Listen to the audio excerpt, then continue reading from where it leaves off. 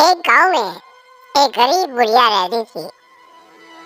उसका कोई भी नहीं था, न बाल बच्चे न कोई रिश्तेदार। सुबह शाम लोगों के छोटे मोटे काम किया करती थी, जिसके बदले लोग उसको पैसे, अनाज या खाने पीने का सामान दे दिया करते थे। दूसरों के सामान के कारण बुढ़िया का घर पूरी तरह सामानों से भरा हुआ था।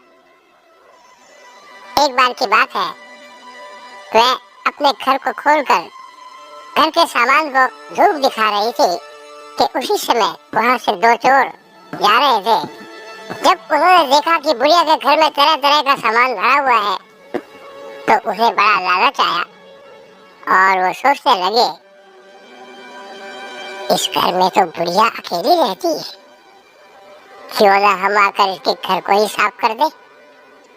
माला की सामान पुराना है, लेकिन कुछ तो पैसा मिलेगा और ये बुढ़िया अकेली हमारा कुछ बिगाड़ भी नहीं सकती। चोरों ने बुढ़िया के घर को अच्छी तरह से देख लिया और समझ लिया कि उन्हें किस तरह से बुढ़िया के घर की सफाई करनी है। उसके बाद चोर अपने घर वापस चले गए। बेचारी बुढ़िया को सपने में भी ये ख्याल नहीं आया कि उसके घर में भी कभी चोरी हो सकती है, क्योंकि उसके घर में तो खुद उसके कपड़े तक उसके नहीं थे। सब कुछ गांव वाले उसे दिया करते और वह अपने घर में रख लेती थी। खैर, कुछ दिन बीत गए और एक दिन रात में चोर अपने दो साथियों को लेकर बुढ़िया के घर पहुंच गए। कमाल की बात यह थी कि उस दिन सरपंच ने बुढ़िया को चावल, दूध और चीनी दी थी और बुढ़िया बहुत खुश थी। बुढ़िया ने खुशी खुशी अपने लिए खीर बनाई और खीर बनाकर वह उस खीर को चूल्हे पर रखकर सोचने लगी, अभी तो खीर बहुत गर्म है, जब थोड़ी ठंडी हो जाएगी तब आराम से खाऊंगी।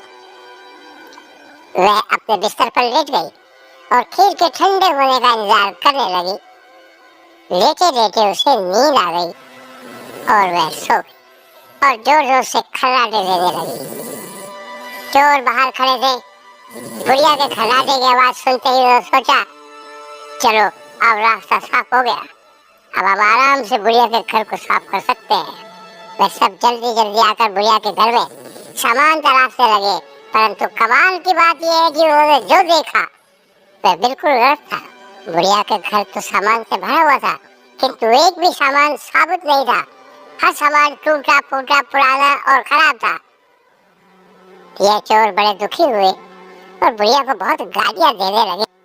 देखो कितनी दुष्ट है ये बुढ़िया, आराम से सो रही है और हम बेचारे इतनी मेहनत कर रहे हैं।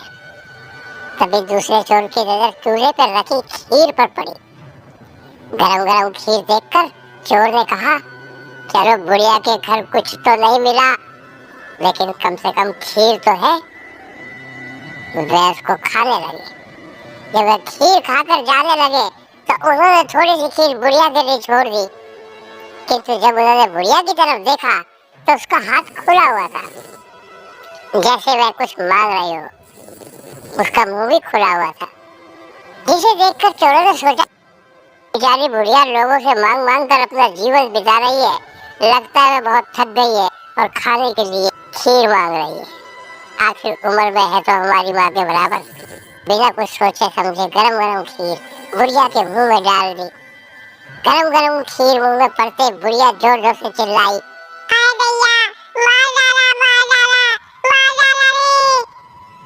बुढ़िया की चीख सुनते ही चोर डर गए, जल्दी जल्दी छुपने लगे।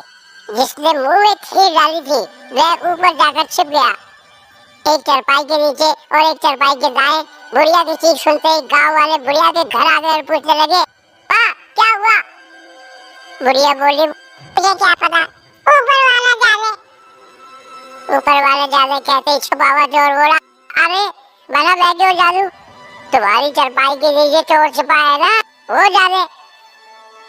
ये सुनता ही चारपाई के नीचे वाला चोर बोला, मैं ही क्यों जानू, चारपाई के दाएं जो छिपा है वो जाने।